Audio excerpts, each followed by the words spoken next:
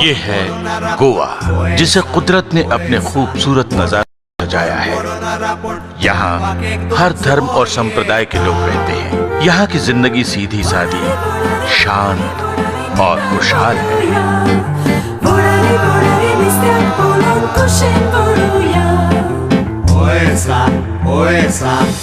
यहाँ की सादगी में एक पवित्रता बिखरी हुई थी। यहाँ के माहौल में एक मासूमियत थी, एक अल्हड़ बच्चे जैसी मासूमियत।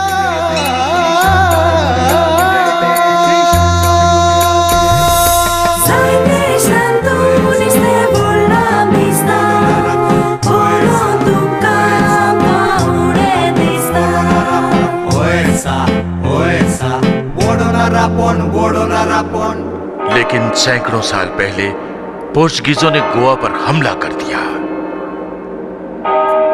यहाँ की शांति और सुकून को ग्रहण लग गया।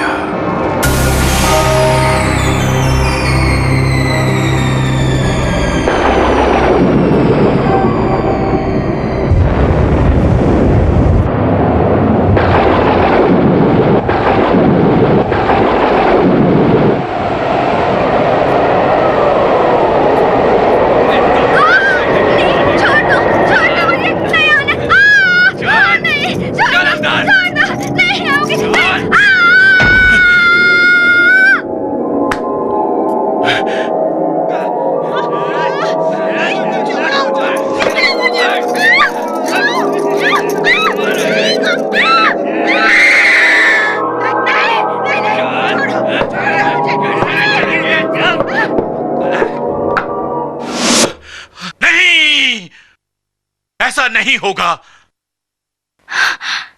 क्या हुआ दादाजी?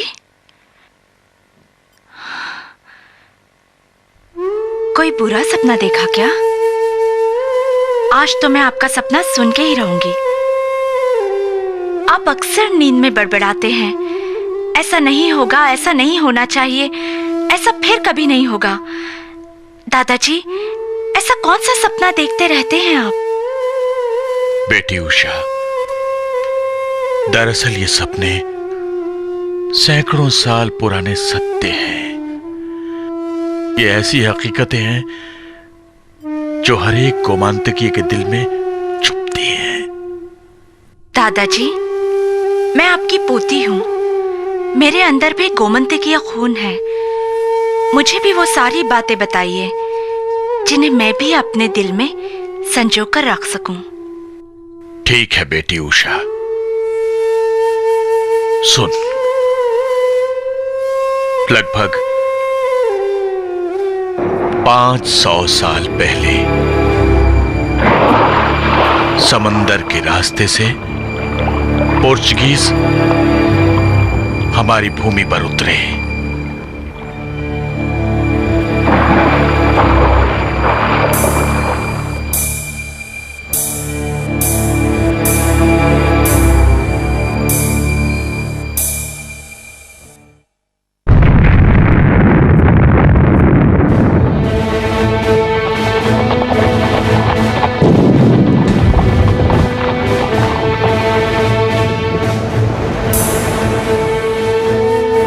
हजारों मंदिर तोड़े गए। भजन कीर्तन के मीठे सुरों की जगह बेबस लोगों की आहों और चीखों ने ले ली। गोमांतकीय जनता को ईसाई बनाने की साजिश शुरू हुई। पीने के पानी में डबल रोटी डाली जाने लगी। वो पानी पीने वाले ईसाई करार दिए जाते। जो पानी नहीं पीते थे उनके मुंह में जबरन डबल रोटी डाली जाती। और कभी कभी गोमांस ठूंसकर पादरी ये ऐलान कर दिया करते थे कि जनता ईसाई बन गई। इस भूमि पर औरत को देवी समान इज्जत थी। वो जननी कहलाती थी। उसी के जरिए संस्कारों का आदान प्रदान होता था। यहाँ मंदिरों की घंटियों की मधुर गूंज और प्रार्थनाओं के धीर गंभीर स्वर वातावरण में शांति का संदेश फैलाते थे। लेकिन पोर्चुगीजों ने गोवा की जनता पर अत्याचारों का कहर ढाया। हिंदू धार्मिक विधियां जैसे जुर्म बनकर रह गई। जहां शांति और सभ्यता पनपती थी, वहां जंगल राज शुरू हुआ। इंसानियत एक कोने में दुबक गई।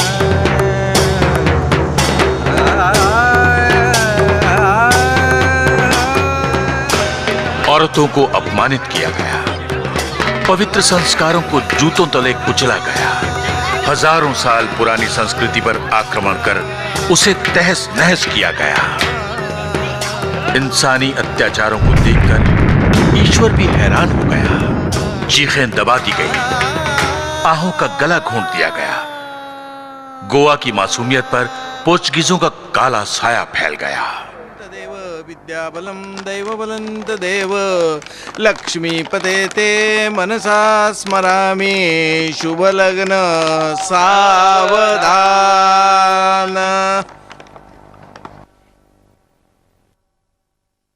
यहां आकर उन लोगों ने गोवा की जनता पर अनगिनत अत्याचार किए।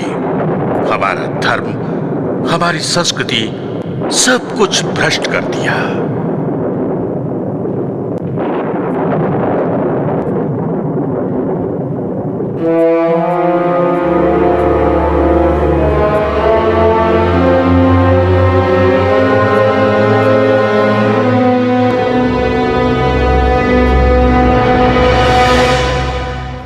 ईसाई ने हिंदू पंक्ति में बैठकर भोजन किया। अब आप सब हमारे हो गए, आप सब ईसाई बन गए।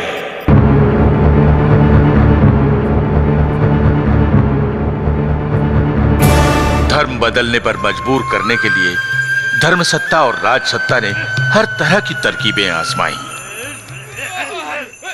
धर्म समीक्षण सभा की आज्ञा का पालन न करने वालों पर जुल्मों का कहर ढाया गया। इस दौरान हजारों लोगों के घर बार लूटे गए।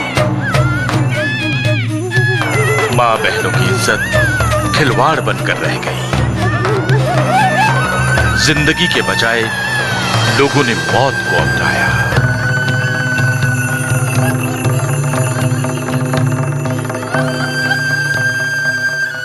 मरने के बाद अग्नि संस्कार करने पर भी पाबंदी थी।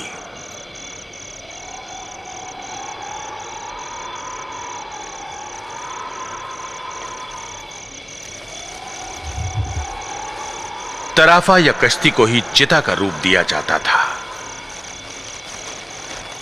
ऐसी चिता को जलाकर उसे पानी में धकेलकर लोग छिप जाते थे।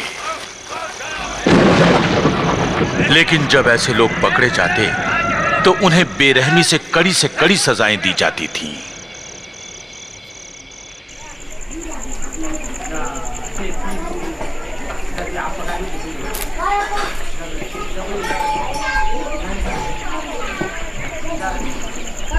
पोर्चुगीजों के अत्याचारों से लोग तंग आ चुके थे। इस भूमि पर इंतकाम की आग दहकने लगी थी। फादर, अंबेड़ी, असोड़ा, वेड़ी, वरोड़ा और कुंकड़ी गांव के लोगों की हिम्मत तो देखो। पिछले कई दिनों से सरकार को लगन तक नहीं दिया। पूरे इलाके पर अपना ही हुक्म चलाते हैं, जैसे इन्हीं का राज हो। फादर, इनको सबक सिखाना जरूरी है। कल सिपाहियों के आते ही हम सबको ईसाई बनाएंगे और इसकी शुरुआत हम कोंकड़ीम से करेंगे। आइए आइए आइए, कुंकड़ी गांव में आपका स्वागत है। मैं इस गांव का मुखिया हूँ। कैसे आना हुआ इस छोटे से गांव में? किधर कह रहे दुश्मनानु? तुम कह रहे किधर का मसा? ए मुखिया, कल गांव के सभी लोगों को यहाँ पर बुला लेना। हम सबको ईसाई धर्म की दीक्षा देंगे। फादर, यहाँ कैसे लगेगा क्रॉस? अरे वाह, ये तो बड़ी अच्छी जगह है चर्च के लिए। इंगोर्सबान पगनुरे, तुम जो घूम के मार पाक सापडले, सार के सापडले। आता तुम्ही कोशात वाट पागना मारा।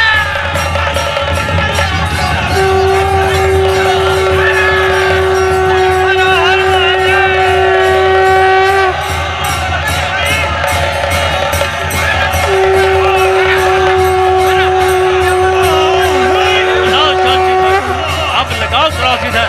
अरे अब तुम्हारे ही नाम का लगेगा क्रॉस। हर हर महादेव। क्रॉस तो लगाना ही होगा और चर्च भी बांधना ही होगा। चाहे कितने भी लोग क्यों न मरे, लेकिन धर्म के इस कार्य को पूरा करना ही होगा। सरकार, पुलिस और फौज सभी आपके साथ है फादर। हत्यारों को ऐसा सबक सिखाएंगे जिसे उनके आने वाली नस्लें तक याद रखेंगी। दरअसल शासक पराजय बर्दाश्त नहीं कर सकते, इसलिए उन्होंने बदले की साजिश रची और सीधे साधे गोमंतकीय धोखे में आ गए।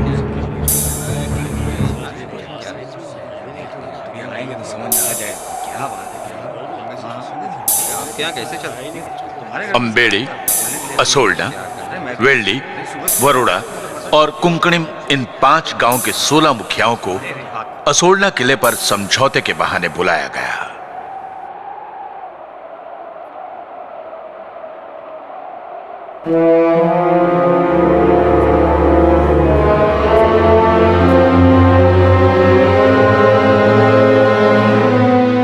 कुंकड़ी के बाद आप लोग ये समझ चुके होंगे कि अगर शासन का अत्याचार हद से बढ़ जाए तो क्या होता है।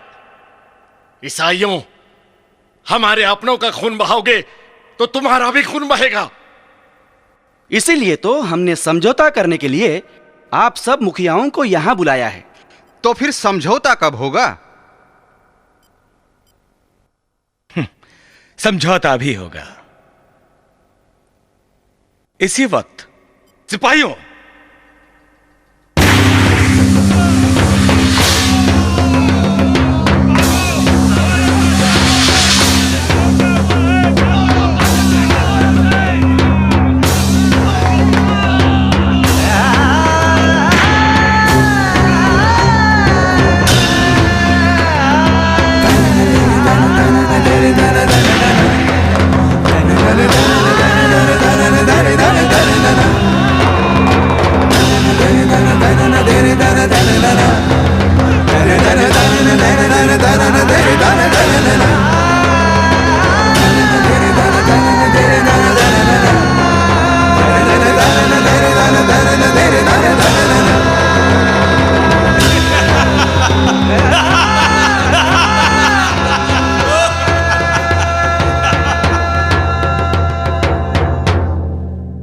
ओसोर्ना की इस धोखाधड़ी के बाद गोवा की जनता पर अत्याचार और बढ़ा दिए गए।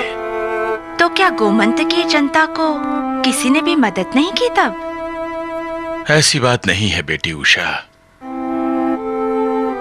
पहले तो छत्रपति शिवाजी महाराज ने कोशिश की, उनके बाद उनके बेटे संभाजी महाराज ने भी पोर्चुगीजों पर हमला किया। तब डरे हुए पोर्चुगीज धर्मगुरु, सेनापति, गवर्नर सारे के सारे सेंट जेवियर की शरण में पहुंच गए।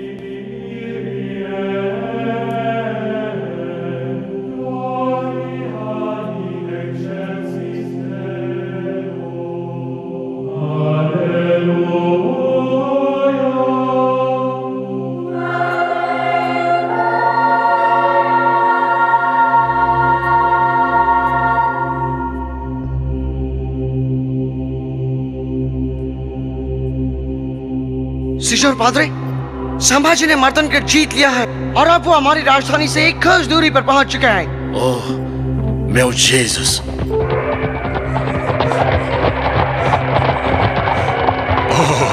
जेसूस! यानी हमारे पास सिर्फ एक रात है। कल संभाजी हम पर टूट पड़ेगा और हमें नष्ट नाबूद कर देगा। Ó Santo Padrior, salva a nação portuguesa a realização de Jesus, o alto o milagre.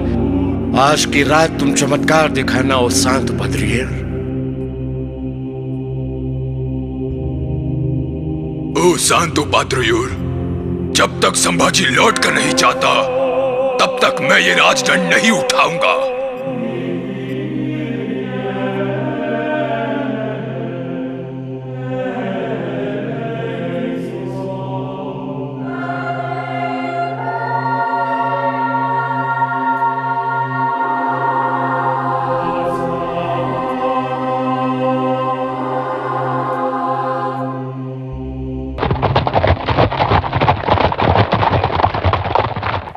रिस्पेदाद सिजोर, एक खुशखबरी है।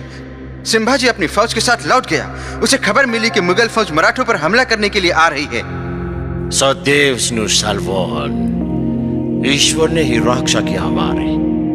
ओ सांतो बेंडितो, अधिकार ग्रहण करने से पहले हर एक गवर्नर राजदंड लाकर यहाँ रखेगा और आपका आशीर्वाद लेगा। पवित्र संत का आशीर्वाद मिल चुका है, अब हमें कोई खतरा नहीं है। अब ईसाई धर्म के प्रसार में किसी तरह की रुकावट नहीं आनी चाहिए। मुइत्तबा, आगे बढ़िए और जमकर ईसाई धर्म का प्रसार कीजिए।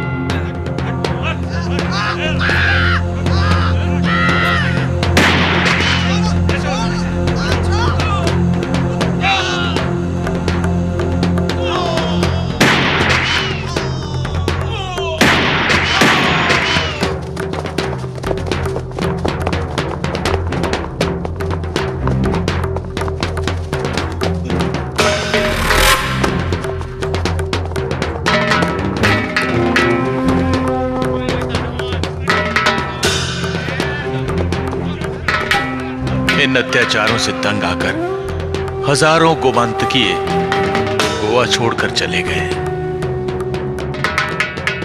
इसका नतीजा यह हुआ, गोवा में जो लोग ईसाई बन चुके थे या बनाए गए थे, वो सारे बेचैन रहने लगे।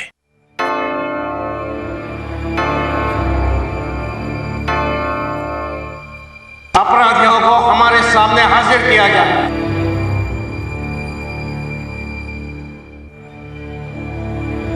इनका अपराध क्या है? धर्म से ईसाई होते हुए भी हिंदुओं के मंदिर में पूजा करते हुए रंगे हाथ पकड़े गए। एक ईसाई होके मंदिर में प्रवेश, यह तो बहुत भयंकर अपराध है।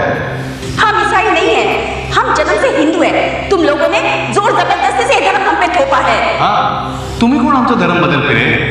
हम हिंदू है, हिंदू, और हिंदू होने के नाते मंदिर में जाने से हमें कोई नहीं रोक सकता। हम रोक सकते हैं। हम यहाँ की सियासत है। हम वीवो पोर्तुगाल। तुम्हें यहाँ ईसाई बनकर जीना होगा या तो फिर मरना होगा।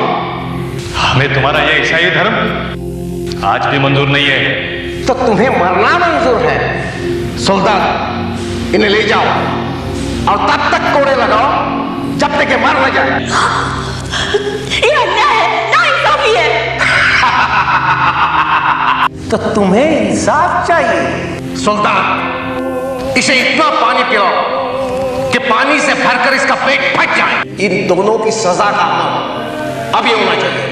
इसी वक्त, इसी वक्त, इसी वक्त।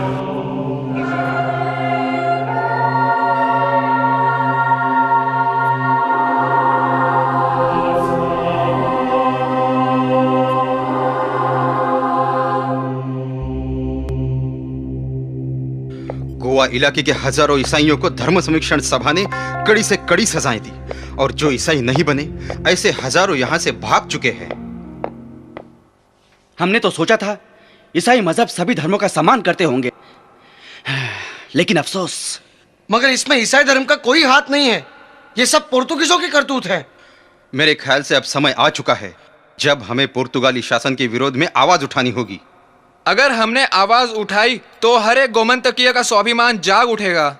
पिछले 250 सालों से हम कुछ नहीं कर पाए। अब हम अपनी फरियाद पुर्तगाल की पार्लियामेंट तक पहुंचाएंगे। उन पादरियों ने पुर्तगाल जाकर यहां के हालात तो बयान किए, लेकिन इसका नतीजा बहुत ही खौफनाक हुआ। उन इंसाफ पसंद लोगों को घोड़ों के पीछे बांधकर घसीटा गया, जिसे देखकर लोगों के दिल दहल गए। यानी ये एक तरह की बगावत ही थी ना दादाजी? हाँ बेटी उषा, इस गदर को ही पिंटो की बगावत कहते हैं। यही वो मोड़ है जहां से गोवा के ईसाइयों ने भी गोवा मुक्ति संग्राम में अपना योगदान देना शुरू किया। यानी उन धर्मगुरुओं ने मातृभूमि के लिए बलिदान की एक मिसाल कायम की। सच कहा तुमने बेटी उषा। गोवा की जनता के दिलों में चिंगारियां तो जल ही रही थीं। उस घटना के बाद वो भड़कने लगी, जिसने लोगों के हौसले दुगने कर दिए। यहां पर सत्तरी नाम का इलाका है, जहां पर ज्यादातर लोग राणे वंश के हैं। इन राणे वंशीय लोगों ने पुर्तगीजों के खिलाफ 22 बार बगावत की। दरअसल ये आजादी की लड़ाइयां थी। ये लड़ाइयां सन 1755 से लेकर 1912 तक चली। इनमें सबसे अहम भूमिका 1852 में दीपाजी राणे की थी। इस संग्राम में गोवा की जनता ने अपना पूरा योगदान दिया। आखिर 1902 में पोर्चुगीजों ने दादा राणे को सजा काटने तिमोर भेज दिया और 1912 में आखिरी बार 70 के 200 से अधिक लड़ाकों को अफ्रीका भेज दिया गया, जिनमें से 120 लोग रास्ते में ही मर गए।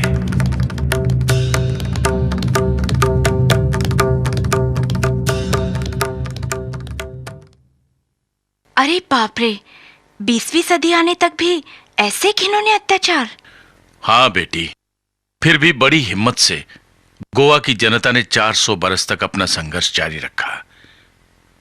यह सदी संघर्ष की ही सदी थी। पूरी दुनिया की तरह गोवा भी संक्रमण अवस्था तक पहुंच चुका था। आधुनिक युग की शुरुआत हो चुकी थी। इस दरमियान गोवा से कई अखबार तथा पत्रिकाएं छपने लगी थी।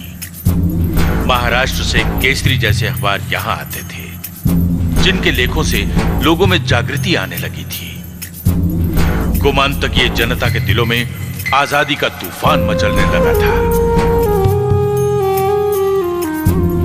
सन 1928 में टीबी कुन्हा ने बंबई में गोवा कांग्रेस कमेटी की बुनियाद रखी। इस घटना ने गोवा मुक्ति आंदोलन को भारतीय स्वातंत्र्य संग्राम के साथ जोड़ दिया।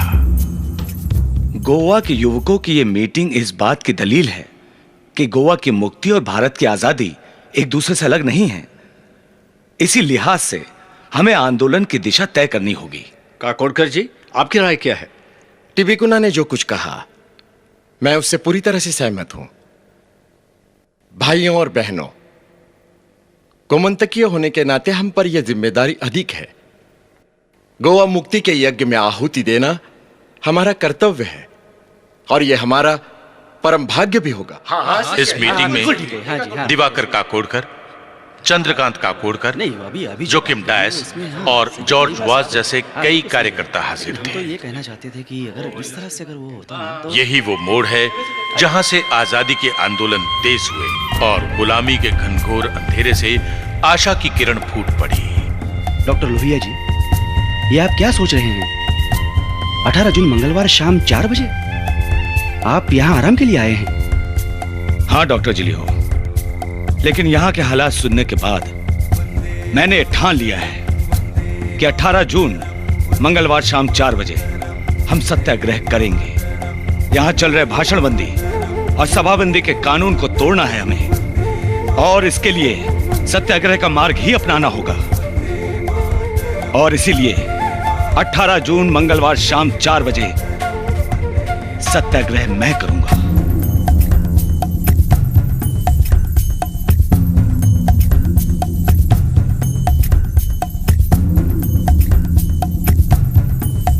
जून मंगलवार शाम 4 बजे मडगांव पेट्रोल पंप के करीब।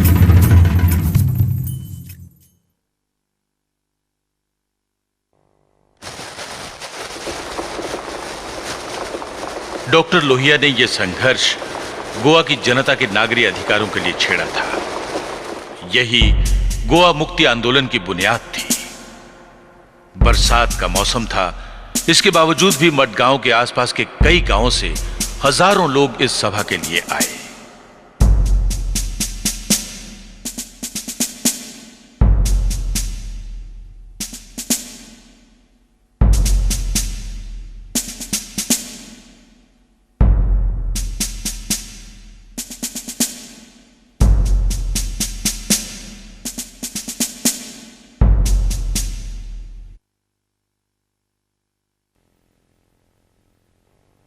गोवावासियों, मेरे भाइयों और बहनों, हमें मालूम है कि एक विदेशी शासन ने छल कपट और बल के जरिए गोवा की आत्मा को कुचल डाला है। यहां मेरी मुलाकात कई लोगों से हुई उन्होंने पुर्तगीज के अत्याचारों के बारे में मुझे जो बातें बताई, उससे यह जाहिर होता है कि आप लोग कितने भयानक अत्याचारों को सह रहे हैं। पुर्तगीज के राज में आप लोग कितने बेबस हैं। अपनी ही भूमि पर आपको न बोलने की आजादी है और न आप संगठित हो सकते हैं। इसलिए भारत भूमि के सपूतों, Hey, Monsieur! I warn you. You cannot speak. I can certainly speak. मेरी बात ध्यान से सुनिए। हमें ऐसे जालिम शासन को जड़ से उखाड़ फेंकना है।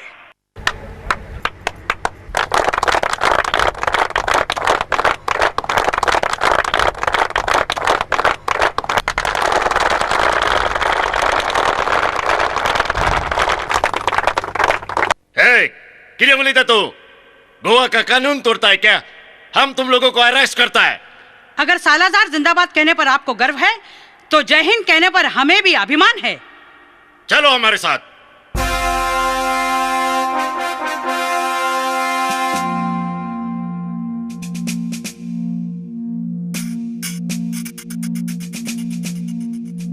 भारत माता की जय! भारत माता की जय!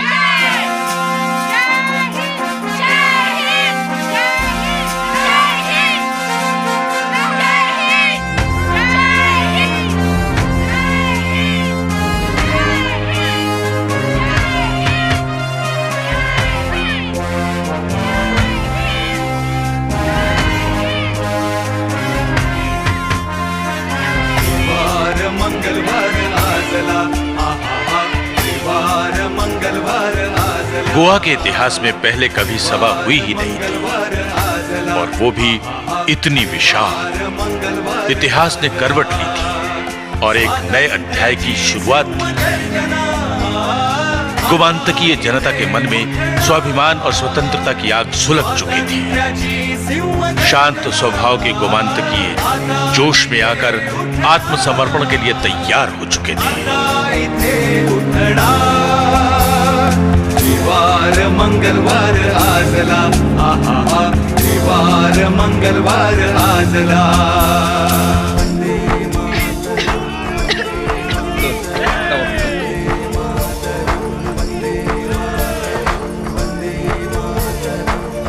क्या करूं?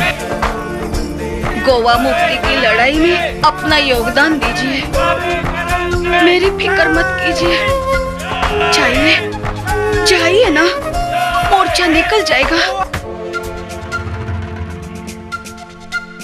सोल मिळाला, उठला नार, गुढी उभी झाली, आणि माऊली चढलं कुमकुम पुन्हा। इन सत्याग्रहियों में पुरुषोत्तम काकोडकर, विश्वनाथ लवंदे, प्रमिला जांबावलीकर, एवग्ल्यू जॉर्ज, डॉक्टर विनायक मयेकर, वत्सला कीर्तनी, वसंत कारे, लक्ष्मीदास बोरकर, नीलकंठ कारापुरकर और वेंकटेश वेरेकर जैसे सैकड़ों कार्यकर्ता थे। आता अंतरी उभारला क्षोभ, या पुढती तळपायावरती या रक्ताची धार। मंगलवार आजला, मंगलवार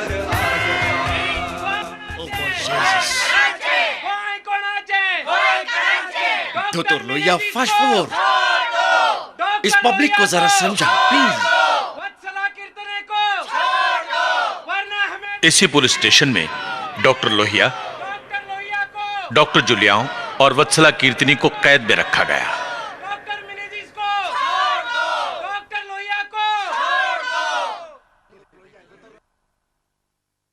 दोस्तों, भाई और बहनों, शांत हो जाइए।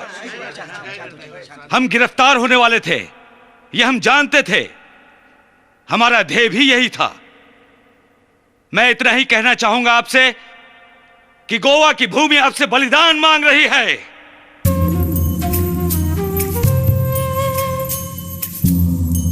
18 जून 1946 के दूसरे ही दिन पूरे गोवा इलाके में दीवारों पर पोस्टर्स चिपकाए गए। मराठी, हिंदी तथा कोंकणी में यह लिखा गया, डॉक्टर लोहिया को छोड़ दो, doctor Lohia soda,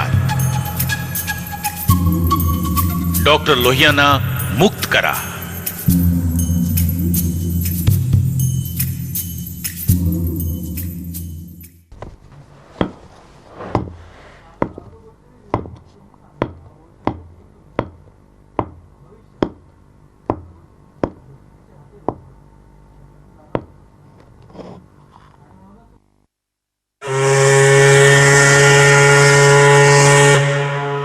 doctor Lohia को गोवा की सरहद से बाहर निकाल दिया गया, मगर उन्होंने गोवा मुक्ति आंदोलन में अपने महान योगदान से एक नई जान फूंक दी थी।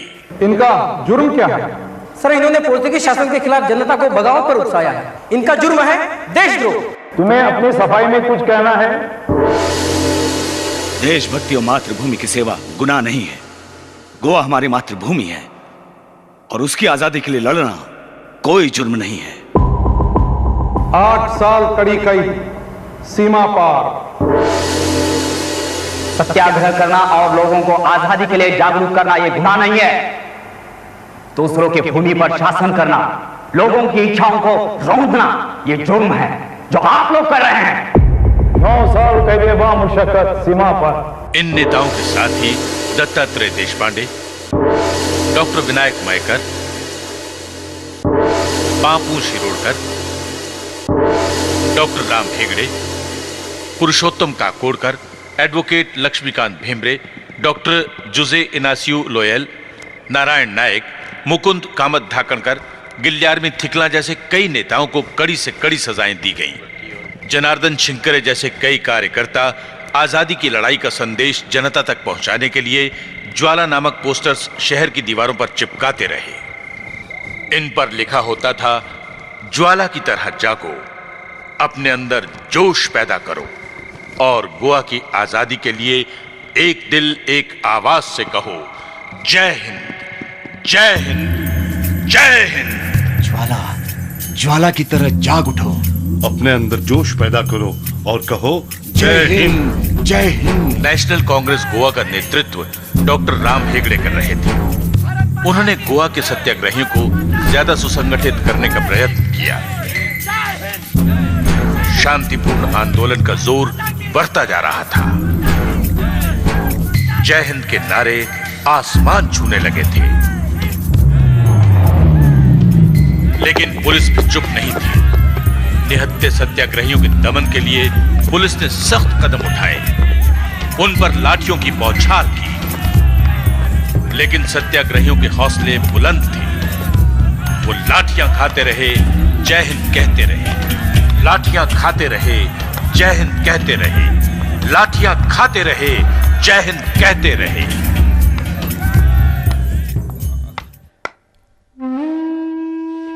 कल रात जो हुआ ठीक नहीं हुआ लवंदे साहब। हम लोग भी अजीब हैं। पिछले 450 सालों से लाठियां और गोलियां झेल रहे हैं। मैं भी यही सोच रहा हूं कि ये लातों के भूत बातों से नहीं मानेंगे। अहिंसावादी आंदोलन भले ही चलते रहे, लेकिन हमें सशस्त्र प्रतिकार भी करना होगा। मेरे क्रांतिकारी साथियों, आज 23 अप्रैल 1947, आज हम आजाद गोमांतक दल की स्थापना कर रहे हैं। कहिए, आजाद गोमांतक दल जिंदाबाद, जिंदाबाद। आजाद गोमांतक दल जिंदाबाद, जिंदाबाद। 15 अगस्त 1947 को भारत ब्रिटिशों के चुंगल से आजाद हुआ।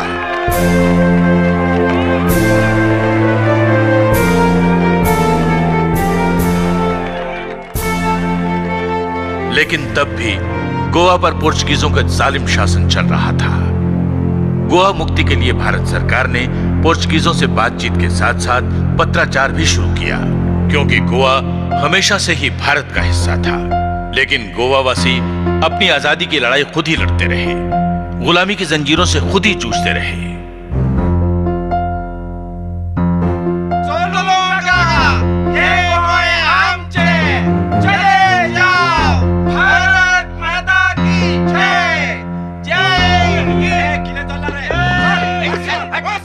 सन 1951 में दिवाकर काकोडकर के साथ कई सत्याग्रहियों को सजा सुनाई गई। क्रांतिकारी दिवाकर काकोडकर को बिना किसी पूछताछ के काबू वर्दे टापू पर भेज दिया गया। उसके बाद सन 1953 में दत्तात्रेय देशपांडे को लंबी सजा काटने के लिए पुर्तगाल भेज दिया गया।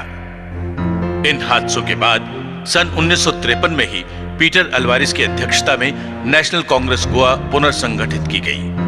अब तक ये गोवा के बाहर से कार्यरत थी। अब गोवा प्रदेश में इसका खुफिया कार्य होने लगा तथा यहीं से कार्यकारिणी सदस्य भी चुने जाने लगे।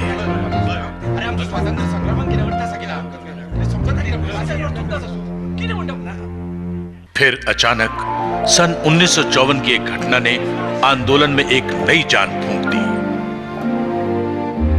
जब डॉक्टर पुंडलीक गायतोंडे ने अपना निषेध प्रकट किया। सीनियर, आप भी तो कुछ कहिए। मैं सिर्फ यही कहूंगा कि पिछले 450 सालों से पोर्तुगीजों ने यहाँ के लोगों की हर सुविधा का ख्याल किया है। आम जनता को किसी भी प्रकार की तकलीफ नहीं दी, क्योंकि गोवा पुर्तगाल का समंदर पार का हिस्सा है। गोवा के मालिक पोर्तुगीज ही तो है। यो प्रोटेस्टो, मैं निषेध करता हूं।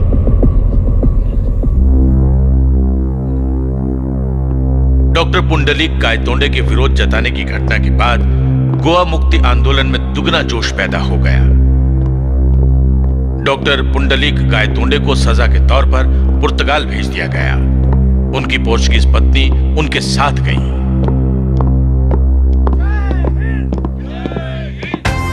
आजादी की इस लड़ाई में बच्चे और महिलाएं भी किसी भी तरह से पीछे नहीं थे।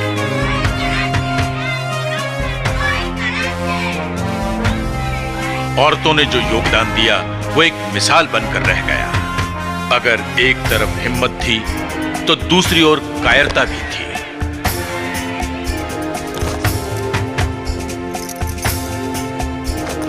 कायरों ने हमेशा मैदान में पीठ दिखाई है, लेकिन भारत भूमि लाखों करोड़ों सपूतों की जननी है।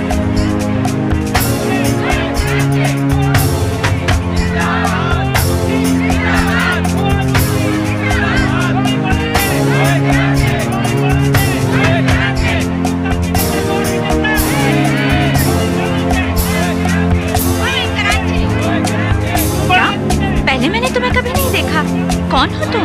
कहाँ से आए हो? मेरा नाम सूर्य नारायण राव है। मैं आंध्र से आया हूँ, स्कूल से भागकर। तुमने अपने माता पिता को क्यों नहीं बताया? मेरे माता पिताजी स्वतंत्र सैनिक हैं। मैं अगर गोली लगकर मर जाऊँ तो मेरे घर पर कार भेज देना। ऐसा मत कहो बेटा, अभी तुम छोटे हो। मेरे माता पिता को ये समझने दो कि मेरे शरीर में भी उन्हीं का खून दौड़ रहा है।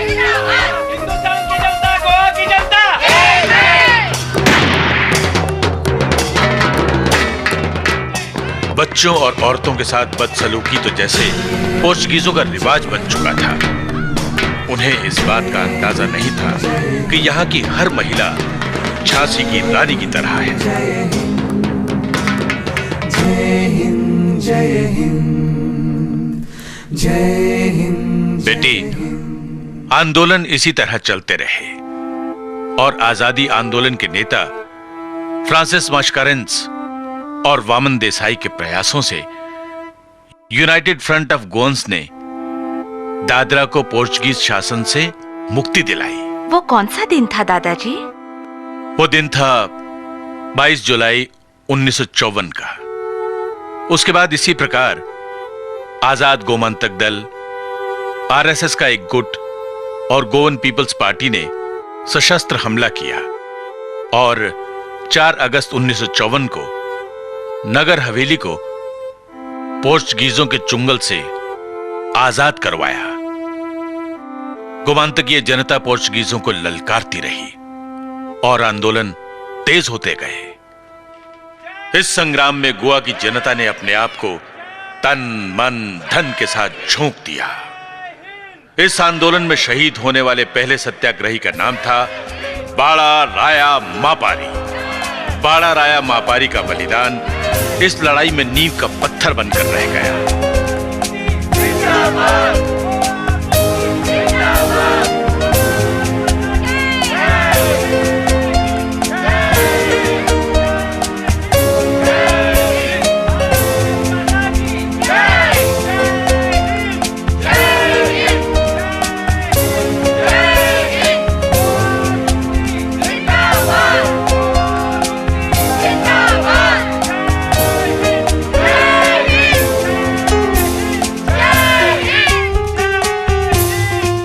अगस्त 1954 के दिन अकेले हेमंत सोमण ने गोवा सचिवालय के सामने तिरंगा फहराने की कोशिश की। नारे लगाते हुए वो आगे बढ़ गए।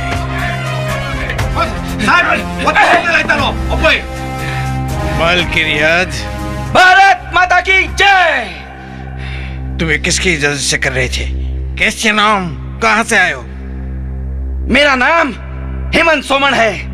मैं भारत का रहने वाला हूँ। आप लोगों के खिलाफ आंदोलन की जरूरत है, इसलिए मैं तिरंगा फहरा रहा हूँ। मर्द, जय हिंद, जय हिंद। मारो इस कमीने को।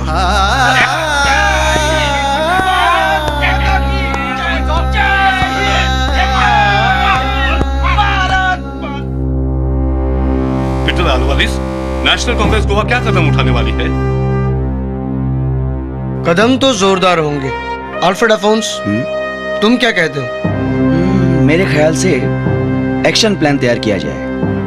प्लान तो मैंने पहले ही तैयार कर लिया था। अब एक ही दिन, एक ही साथ 3 जगहों पर सत्याग्रह होंगे। सत्याग्रहियों की 3 टुकड़ियां 3 जगहों पे जाएंगी। पहली टुकड़ी एंथनी डिसूजा के नेतृत्व में पोलेम से होकर सीधे गोवा जाएंगी। दूसरी टुकड़ी के नेता होंगे मार्क फर्नांडिस। वो बांदा पत्रा देवी से होकर गोवा आएंगे। और अल्फ्रेड अफोन्स, आप अपनी तीसरी टुकड़ी लेकर शिरोडा से सीधे तेरेखोल जाएंगे। ये हैं एंथनी डिसूजा, इस पहली टुकड़ी के नेता, और इनके साथ थे 19 सत्याग्रही जो पोड़े गांव से होते हुए गोवा पहुंचे। भारत माता की जय, भारत माता की जय। कोई कोणाचे। नेशनल कांग्रेस गोवा की दूसरी टुकड़ी का नेतृत्व कर रहे थे मार्क फर्नांडिस, जिनके साथ थे 13 सत्याग्रही। बांदा पत्रा देवी से निकलकर ये लोग नहबाग पहुंचे। अल्फ्रेड अफोन्स अपनी 15 सत्याग्रहियों की तीसरी टुकड़ी के साथ शिरोडा पहुंचे, जहां लोगों ने ढोल और ताशों के साथ उनका स्वागत किया।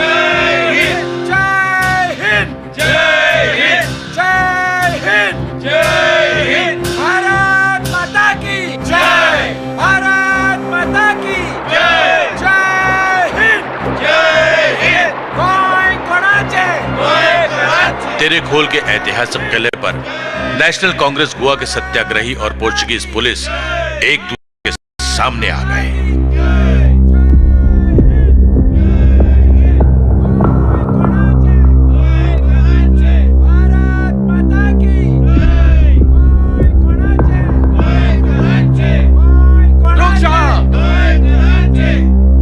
मैं जोस एंटोनी अल्वारिस इस किले का प्रमुख हूँ। मुझे आप लोगों पर गोली चलाने का ऑर्डर है। आप लोग वापस जाइए वहां पर काज। हम लोग वापस जाने के लिए नहीं आए हैं। चलाना हो तो बेशक गोली चलाओ।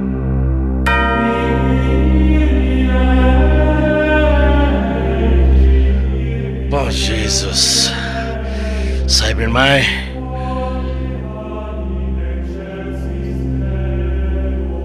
मैं आप लोगों पर गोली नहीं चला सकता।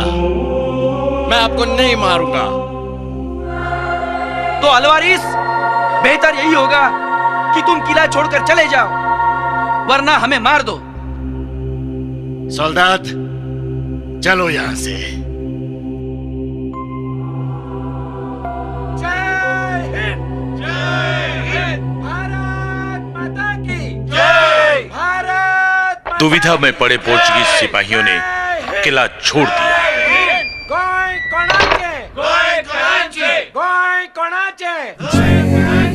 जय हिंद, जय हिंद। भारत माता की जय, जय हिंद, जय हिंद, जय हिंद, जय हिंद। गर्व की बात यह है कि तेरेखोल किले को सत्याग्रहियों ने पूरा एक दिन अपने कब्जे में रखा और आजादी के इतिहास में एक नया अध्याय जोड़ दिया।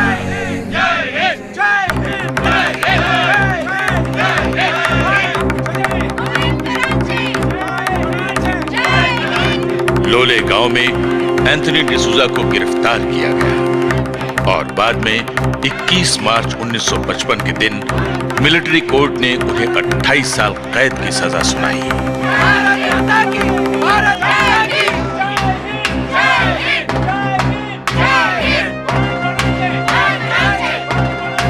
दूसरी टुकड़ी के नेता मार्क फर्नांडिस को नहबाग में कैद किया गया और उन्हें 8 साल की सजा दी गई।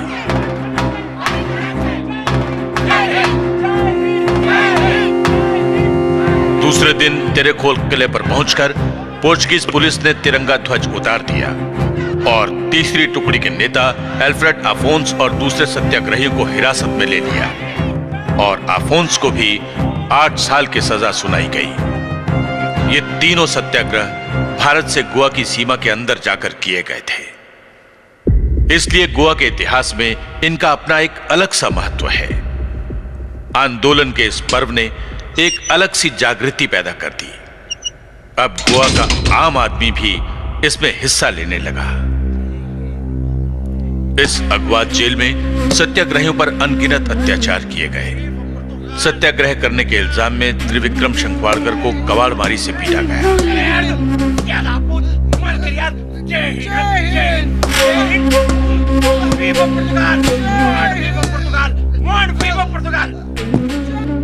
जब पुरुषों को भयानक सजाएं दी जाती थीं, तब महिलाओं को डराने के लिए वहां लाकर खड़ा कर दिया जाता था। हाँ, देख रही हूँ।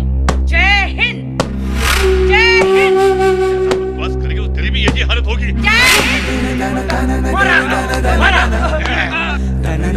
कई सत्याग्रहियों के सर के बाल मुड़वाकर उस पर डामर मल दिया जाता था और उन्हें जबरदस्ती वीवा पुर्तगाल कहने के लिए कहा जाता था, जबकि वो लगातार जय हिंद के नारे देते रहते। अलवारू परेरा जैसे कई कार्यकर्ताओं को बर्फ की लादियों पर लिटाया जाता था, तो कई दूसरों को सिगार की आग से दागा जाता था।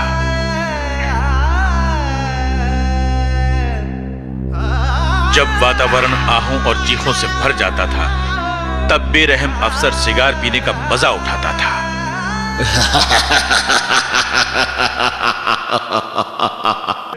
हे लोक संतान, क्या कर सकते हो तुम तुम्हारे उस सुवर नेता के कहने पर? जज क्वाद्रोस, अगर मेरा नेता कहे तो मैं जान की बाजी लगा दूंगा। तुम्हारी ये पुलिस चौकियां, एक कोर्ट, गवर्नर का पैलेस, सब कुछ बम से उड़ा दूंगा।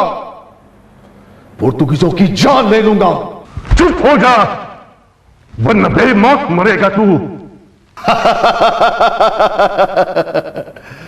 मरने का डर तो तुझ जैसे कायर को है जज क्वाद्रोस।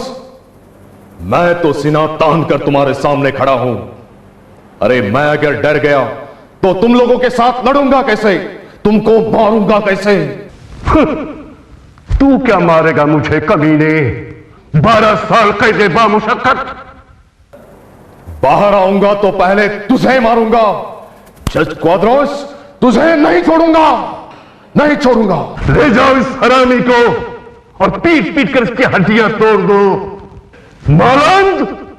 देशभक्तों का अपमान करने वाला जज क्वाद्रोस बड़ा ही मगरूर और बेहुदा आदमी था। उसकी भाषा भी बड़ी गंदी थी। क्रांतिकारियों ने उसे सबक सिखाने के लिए एक बुक बॉम्ब भेजा। इसे भेजने वाले क्रांतिकारी का नाम था पॉलीकार्पो द सिल्वा और किताब का शीर्षक था वे ऑफ लाइफ। बम उसके हाथों में ही फट गया, जिससे उसकी उंगलियां उड़ गईं और वो कानों से भी बहरा हो गया। इसी दौरान गोवा विमोचन सहायक समिति के नेतृत्व में तेरेखोल किले पर सत्याग्रह हुआ। इस सत्याग्रह में हिरवे गुरुजी और शेषनाथ वाडेकर ने हिस्सा लिया। ऐसे आंदोलनों में सत्याग्रही पूरे भारत से आया करते थे। इनमें नाना साहेब गोरे, त्रिदीप कुमार चौधरी, जगन्नाथराव जोशी, मधु लिमे, मधु दंडवते और शिरूभाई लिमे जैसे नेताओं ने हिस्सा लिया था।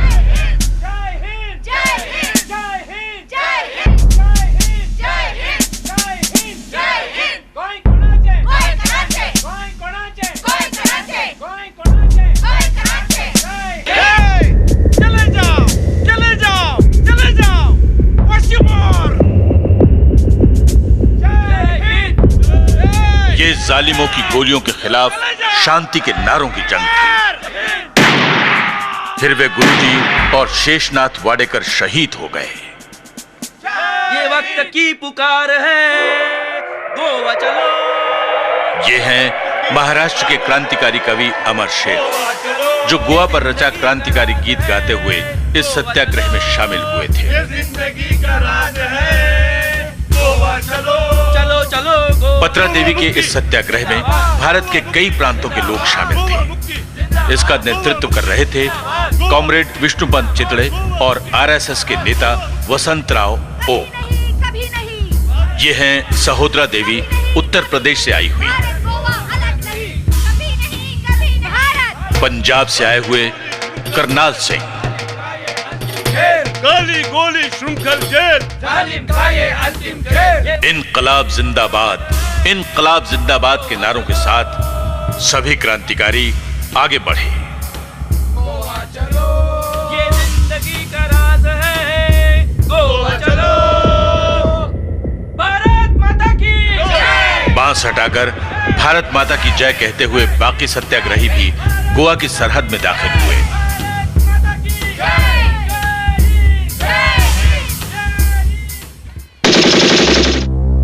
श्री ओक को 3 गोलियां लगी, लेकिन फिर भी उन्होंने ध्वज को संभाले रखा। श्री ओक की पकड़ ढीली पड़ने लगी, हाथ से झंडा छूटने लगा। तभी फुर्ती से श्रीमती सहोदरा देवी ने आगे बढ़कर झंडा थाम लिया, जैसे झांसी की रानी लक्ष्मीबाई। तभी बंदूक की एक गोली ने उनके दाहिने हाथ को जख्मी किया। वो खुद जमीन पर गिर गईं, लेकिन झंडा नहीं गिरने दिया। सहोदरा देवी राय, जो 15 साल की उम्र में ही विधवा हो चुकी थी। करनाल सिंह का खून खौल उठा। उसने अपना सीना दुश्मन के आगे करते हुए उसे ललकारा। अरे कायरों, औरत पे क्या गोली चलाता है? गोली चलानी है तो इस सीने पे चला, चला गोली। स्टेन गन की गोलियों ने उसके सीने को छलनी कर दिया। पंजाब से आए इस 25 साल के जवान का विवाह केवल 3 माह पहले हुआ था। प्राणाहुति के बाद भी उसकी आंखों का तेज कम नहीं हुआ। तुम्हारी वीरता और तुम्हारे बलिदान ने तुम्हें अमर कर दिया भैया। जय हिंद, जय हिंद। यहाँ 13 लोग शहीद हुए थे। पोर्चुगीजों की क्रूरता का यह नंगा नाच पूरी दुनिया ने देखा था। जालिमों ने जुल्म की परिसीमा कर दी।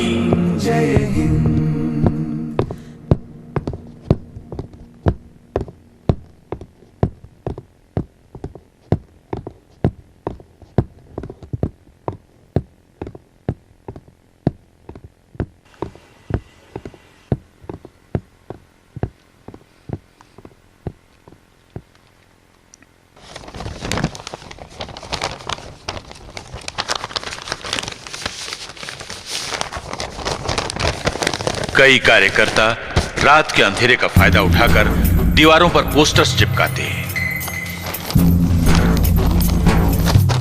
पत्रिकाएं इधर से उधर पहुंचाने का काम भी किया जाता। ऐसे कामों में कई भूमिगत कार्यकर्ता भी पीछे नहीं थे।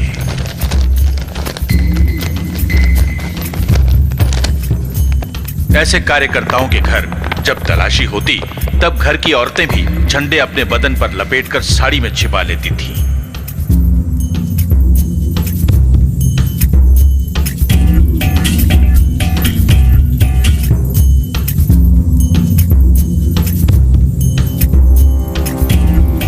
इसी दौरान आजाद गोमांतक दल, क्विट गोवा, रांकोर पत्रियातिको और गोवा लिबरेशन आर्मी जैसे क्रांतिकारी संगठनों ने अपना सशस्त्र आंदोलन और तेज कर दिया।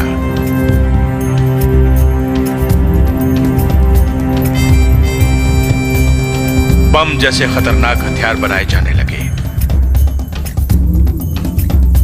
बम बनाने वालों में शिवाजी सामंत, जयसिंह राव राणे, अगस्टस अल्वारिस जैसे क्रांतिकारी शामिल थे।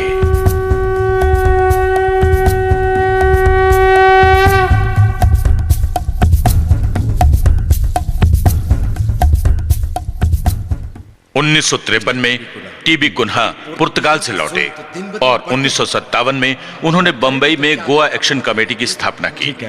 उन्होंने सभी गुटों को एक जगह लाने की कोशिश की, लेकिन तब तक आंदोलन में क्रांतिकारी मोड़ आ चुका था। हमें अपने प्रयास और भी तेज करने होंगे।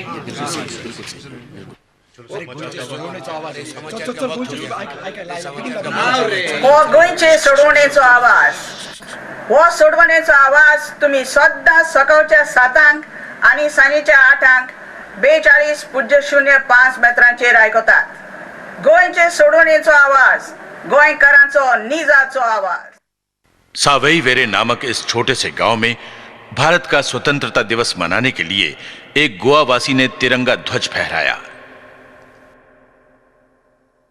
किश्तोद नाम के पोर्चुगीज खुफिया एजेंट ने झंडा उतारा, उसे अपने पैरों तले कुचला। इसको अभी नहीं, बाद में देखेंगे।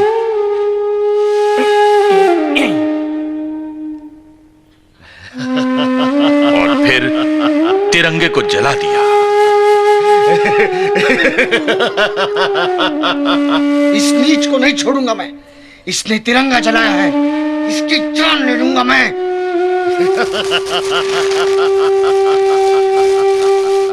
इसका बदला लेने के लिए मोहन रानडे के नेतृत्व में शंभू पालकर, दासू साफाड़कर आदि क्रांतिकारियों ने किश्तोद के घर जाकर उसे गोलियों से भून डाला और उसके घर से कुछ बंदूकें और कारतूस लेकर वहां से निकल भागे। इस कत्ल की तफ्तीश के लिए मोंतेरू जैसा जालिम अफसर आया। उसने शारदा सावईकर को हिरासत में ले लिया। मुझे नहीं पता, मुझे नहीं मालूम।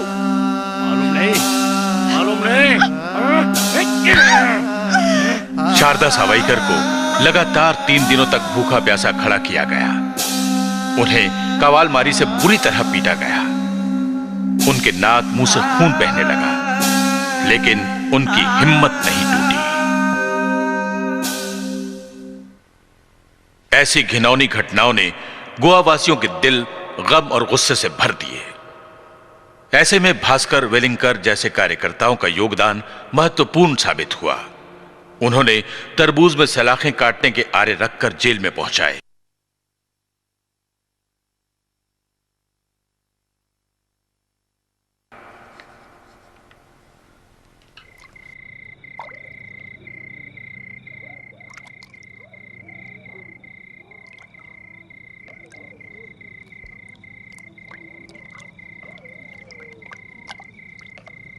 क्रांतिकारियों का जोश तो जैसे आसमान छू रहा था। मोहन रानडे के नेतृत्व में मनोहर पेडनेकर, शिवलिंग भोसले, सुखा शिरोडकर, रघुनाथ शिरोडकर आदि लोगों ने बेती पुलिस चौकी पर हमला किया।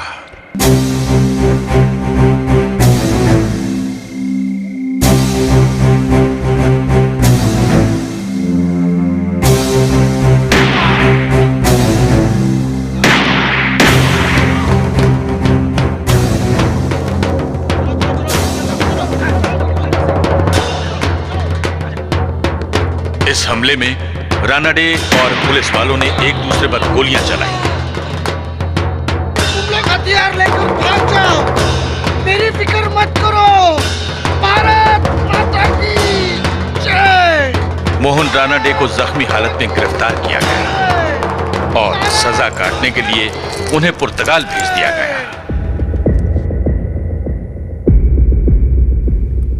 ये वही हवलदार जेरुनीमू है जो जेल में गए कार्यकर्ताओं को बेरहमी से पीटा करता था। भद्रं कर्णेभिः शृणुयामदेवः, भद्रं पश्येमाक्षभिर्यजत्रः, स्थिरैरङ्गैस्तुष्टुवां स्वस्तनुभिः व्यशेम देवहितं यदायुः। पुर्तगाल में इसी ने जानबूझकर मठ के स्वामी पर कीचड़ उछाला और कहा,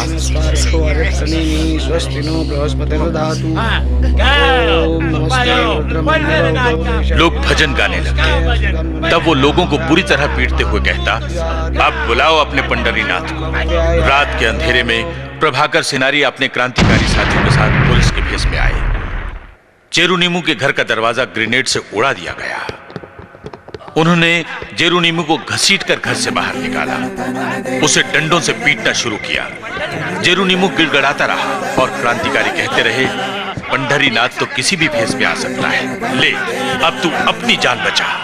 इस तरह पोर्चुगीजों के बढ़ते जुल्म सितम के जवाब में सत्याग्रहियों और क्रांतिकारियों की कार्रवाइयां भी बढ़ती गईं। दादाजी, इतना होने पर भी सारी दुनिया क्या सो रही थी? नहीं बेटी, गोवा का मामला अंतर्राष्ट्रीय बन चुका था। भारत पर भी दबाव बढ़ चुका था। वो कैसे? अप्रैल 1961 में मोरक्को के कासाब्लांका शहर में पोर्चुगीज उपनिवेश प्रतिनिधियों की 3 दिवसीय परिषद हुई, जिसमें गोवा की ओर से डॉक्टर पुंडलिक गायतोंडे, जॉर्ज वाज, कैजेंटन लोबो और विदेशस्थ गुमंतकियों में आकिनो ब्रगेंजा, जुआओ काब्राल और एक पोर्चुगीज महिला वर्जीनिया मावरा हाजिर थे। इस परिषद में उपनिवेश की सभी राष्ट्रवादी शक्तियों द्वारा एकजुट होने का प्रस्ताव पारित किया गया। दादाजी, तब भारत सरकार का रवैया क्या था? तब दिल्ली में अरुणा आसफ अली की अध्यक्षता में इंडियन काउंसिल फॉर अफ्रीका का सेमिनार हुआ। उसके उद्घाटन पर पंडित नेहरू ने कहा था, कोई भी कदम उठाने से पहले भारत को एक राष्ट्र के तौर पर सोचना पड़ता है। लेकिन इसका मतलब यह नहीं है कि गोवा मुक्ति के लिए भारत सरकार शस्त्र बल का प्रयोग नहीं करेगी। काल क्रांतिकाऱ्यांनी कॉमंदांत किंतनी इल्ल्या बोटीचेर बॉम्ब स्फोट घडयलो। ताचो सूड घेवच्या खातीर पुर्तुगेजांनी इंडियेचे साबरमती बोटीचेर आनी एक पागोंग गेल्ल्या पोंदेवाचेर फार मारले। हाचो परिणाम म्हूण इंडियेच्या सरकारान आता पुर्तुगालाकडे आपले राजकी संबंध सामके तोडलेत। एके भाशेन आमच्यान म्हूण येता, गोंयकारांचो त्याग सफल जालो। अंततः वो दिन आ ही गया जब भारत सरकार को गोवा मुक्ति के लिए फौजी कार्रवाई का फैसला लेना ही पड़ा।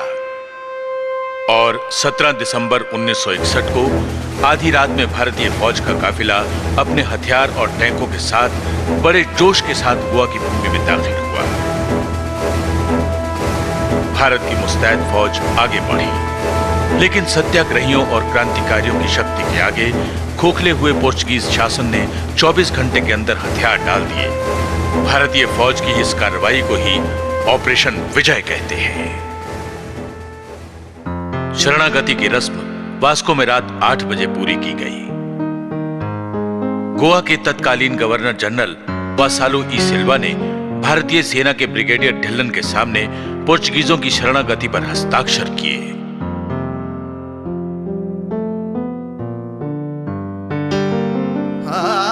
कितनी रोमांचक घड़ी होगी वो दादाजी।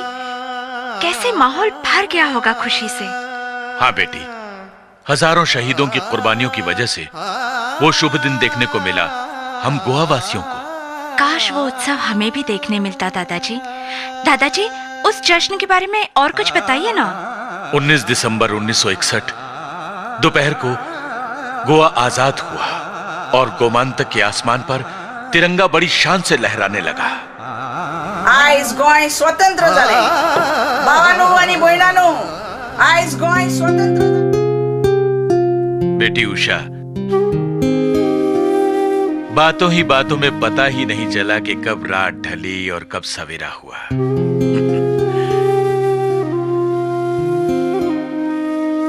अब अपनी भूमि के हम खुद ही मालिक हैं।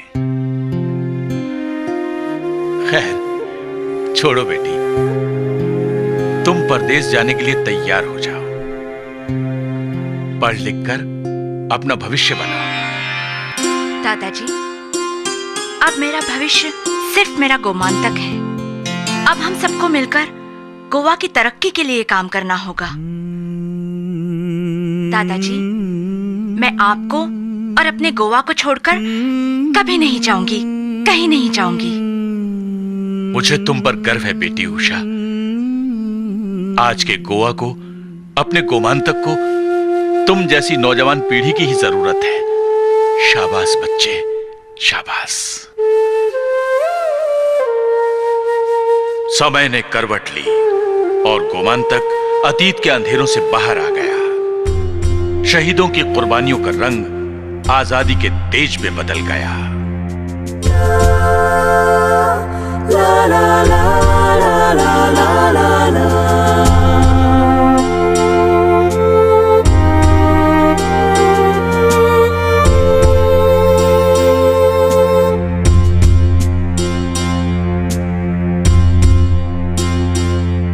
जनता में खुशी की लहर दौड़ गई।